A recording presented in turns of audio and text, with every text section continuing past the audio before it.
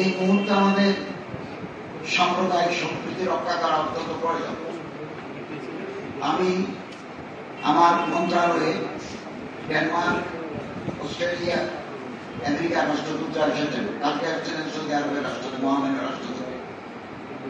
অনেকের উদ্বেগ, তারা বলছেন we have been concerned about the atrocities, about the persecution of the minorities. আমরা ওনাদেরকে ব্যাখ্যা করেছি, হিন্দু বাড়িতে, বৌদ্ধের বাড়িতে, খ্রিস্টানের বাড়িতে, নৃতাত্ত্বিক জাতিগোষ্ঠীর উপাসনামূলক বাড়িতে সেই ছোটখাটো ঘটনাগুলো ঘটেছে।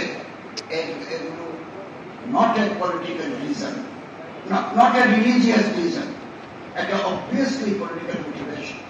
এগুলো রাজনৈতিক কারণে হয়েছে, ধর্মীয় কারণে নয়। বিপ্লবের পরে সাধারণত বিক্ষুব্ধ মানুষ তার প্রতিপক্ষের করে টিপ মারে, হিন্দু হোক, বৌদ্ধ হোক, খ্রিস্টান হোক, তারপরে তো টিপ করবেই।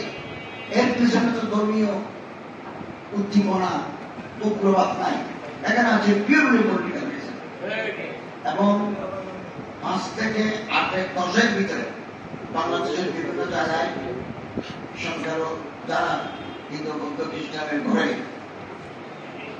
হামলা করেছে বা উপাসনালয়ে অপবিত্র করেছে, আমরা এদের মধ্যে 93টা মামলা হয়েছে।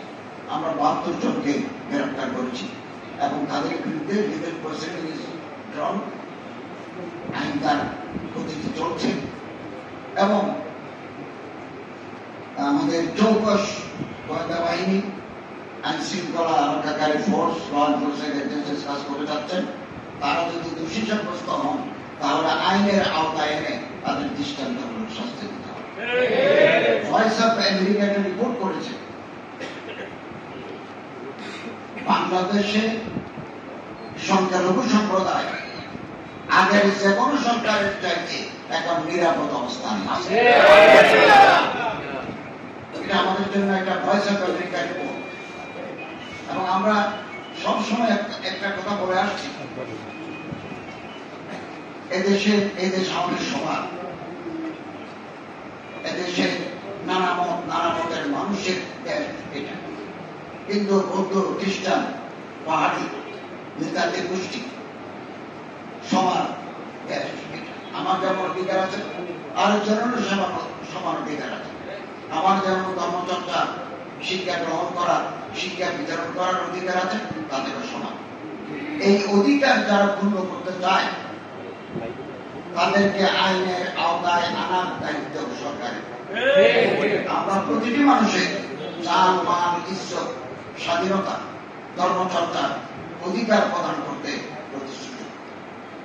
কিন্তু বাইরে মিথ্যা প্রচারণা চালানো হচ্ছে বাংলাদেশকে, অথচ যারা প্রচারণা করছেন তাদের দেশের মাইনরিটিতে কৌশি কাটা হচ্ছে, তাদের ধর্মীয় উপাসনালয় ধ্বংস করা হচ্ছে, তাদের মন্দিরের নিচে শিবলিঙ্গের আবিষ্কার করা হচ্ছে।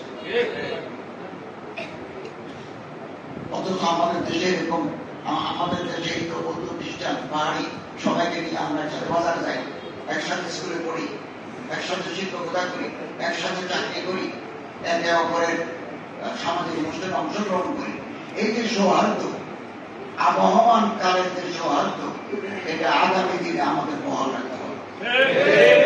কোন ভেস্টেড ইন্টারেস্টেড কোয়ার্টার্স, কায়েমি স্বার্থবাদী আমাদের এই প্রীতির বন্ধনকে যেন ধ্বংস করতে না পারে সচেতন থাকতে হবে।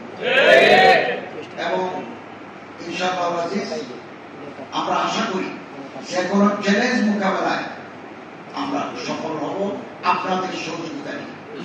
আমাদের ঐক্য প্রয়োজন, ঐক্যই শক্তি এবং শক্তি শান্তি। ইমাম, মুয়াজ্জিন, আলেম, উলামা, পীর, মাশায়েখদের যদি দাম না থাকে, আমাদের দাম থাকার কথা।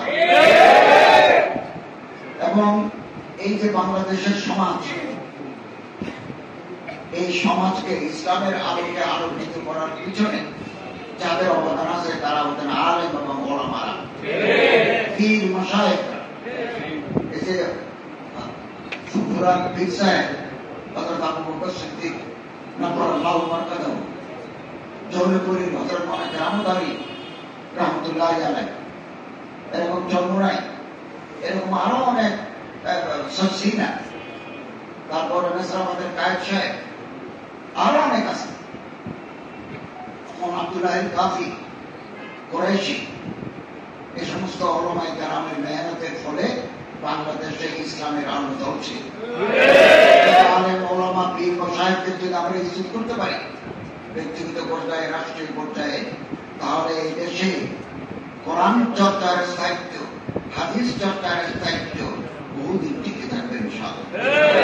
আমরা এভাবে কাজ করে যাচ্ছি।